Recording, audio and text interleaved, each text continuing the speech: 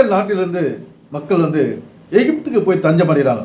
அவங்க நாட்டில் பசி பட்டினி, ஒரு விளைச்சல் இல்லை, உணவு இல்லை. அதனால் எகிப்துக்கு போகிறாங்க. அங்கே போனோடனே அவருடைய மகன் ஈசாக்கினுடைய மகன் அங்கே யாக்கோபு அரசாளுகிறார். அந்த இடத்துல அவர் அப்பாவை கண்டுபிடிச்சி, அனுதமையில் கண்டுபிடிச்சி, நீங்கள் இங்கேயே இருங்க, உங்களுக்கு நான் எல்லாத்தையும் செய்வேன், உணவு கொடுப்பேன், பராமரிப்பேன், இருப்பிடம் தருவேன் அப்படின்னு சொல்லிட்டு அவரு கூட வச்சிருக்கிறார். இந்த சமயத்தில் அவர் யாக்கோபு இறந்துடுறாரு. அந்த சந்ததியெல்லாம் அப்புறம் கொஞ்சம் கொஞ்சமாக வளர்ந்து பெரிய சந்ததி ஆயிடுது. யாக்கோபு ஈசாக்கின் சந்ததி பெரிய ஒரு கூட்டம் ஆயிடுது. அப்போ இவங்க யாருன்னே தெரியாத ஒரு ராஜா இவங்களை அடிமைப்படுத்துறாரு.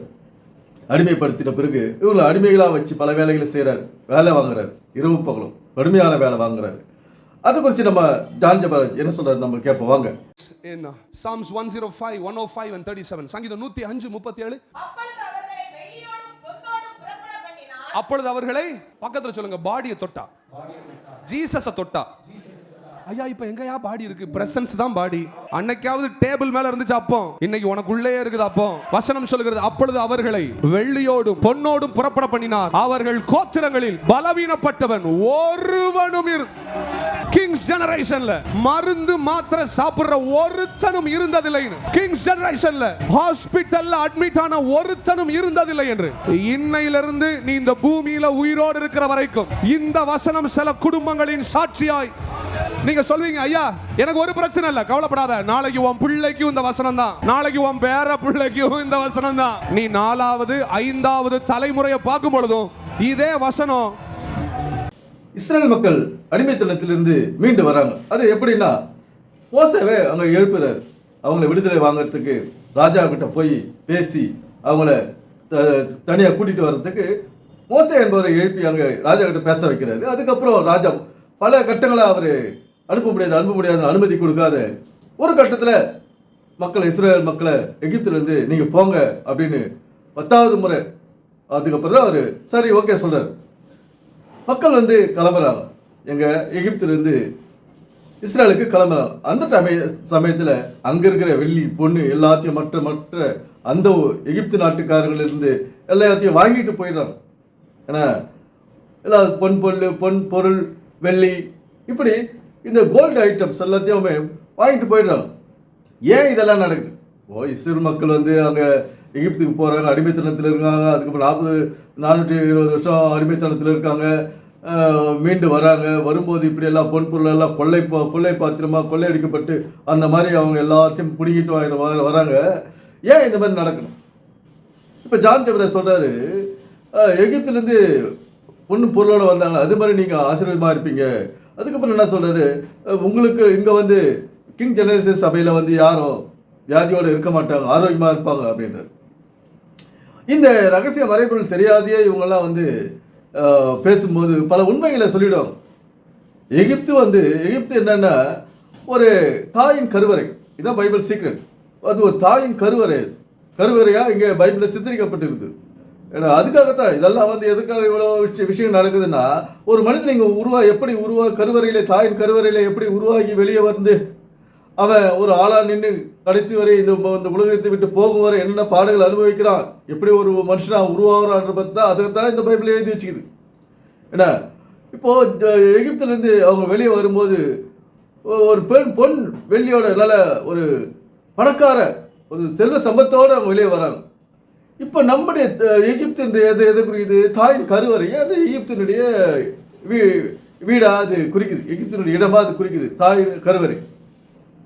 அங்கே ஒரு குழந்தை வெளியே வரும்போது ஒரு நல்ல ஆரோக்கியத்தோடு வரணும், அதுதான் குறிக்குது. இங்கே பொன் வெள்ளி எல்லாத்தையும் எல்லாம் எகிப்திலே வருகிற ஒரு வியாதி உனக்கு வராது இருக்கக்கூடாது அப்படின்னு ஒரு இடத்துல சொல்றார்.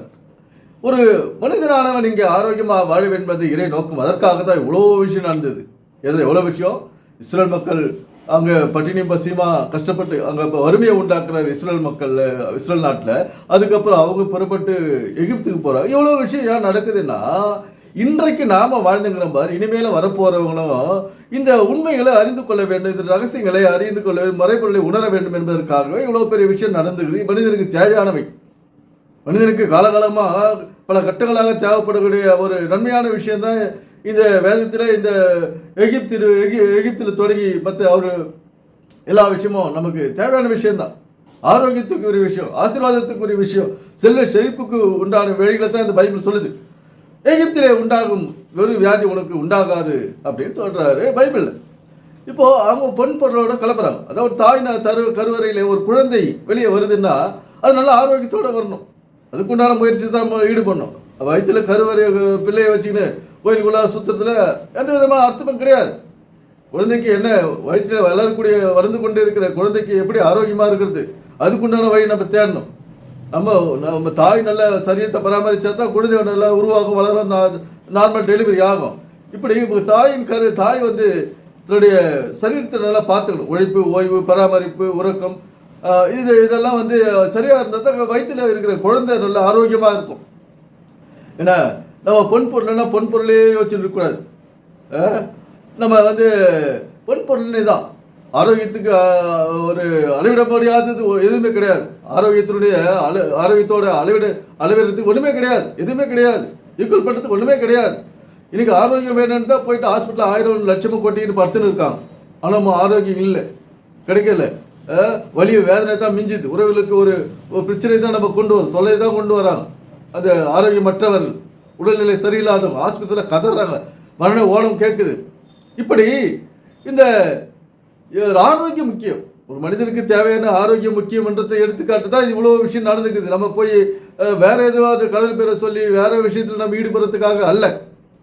இந்த உலகத்தில் பிறந்த ஒவ்வொரு மனிதனும் இங்கே ஆரோக்கியமாக, சந்தோஷமாக, சமாதானமாக, குடும்ப செழிப்போடு, குடும்ப ஒற்றுமையோடு, கணவன் மனைவி, பிள்ளைகள் உறவுகளோடு நல்லா இருக்கணுன்றதுக்காக தான் உருவாக்கப்பட்டது இந்த பைபிள். அந்த நிகழ்ச்சிகளை இதை தான் குறிக்குது. ஒரு கதையை போல சொல்றதுக்கு இங்கே அர்த்தம் கிடையாது. அதுக்காக உருவாக்கப்படல இந்த பைபிள். அந்த சர்ச்சில் சொல்ற அந்த கதைகளையே கேட்டுட்டு வந்து வீட்டில் ஒரு பயணம் இல்லாத ஒரு வாழ்க்கையை வாழறதுக்காக உருவாக்கப்பட்டது இவ்வளோ பெரிய பைபிள் அல்ல. அந்த பைபிளில் என்ன சொல்லிக்குது, எதுக்காக சொல்லிக்குது, யாருக்காக சொல்லிக்குது, அது என்ன செய்யணும், எல்லாம் செய்ய சொல்லிக்குது. இந்த உலகத்தில் வாழறதுக்கு, இந்த சமுதாயத்தில் வாழறதுக்கு இந்த பைபிள் சத்தியம் என்ன சொல்லிக்கிறது, அதை தான் நம்ம இங்கே அறிஞ்சு ஆராயணும். அப்படி இல்லாத எகிப்திலிருந்து வந்தாங்க, அதுக்கப்புறம் கானானில் நடந்தாங்க, கஷ்டப்பட்டாங்க, அப்புறம் இஸ்ரேலில் 2 பேர் தான் போனாங்க.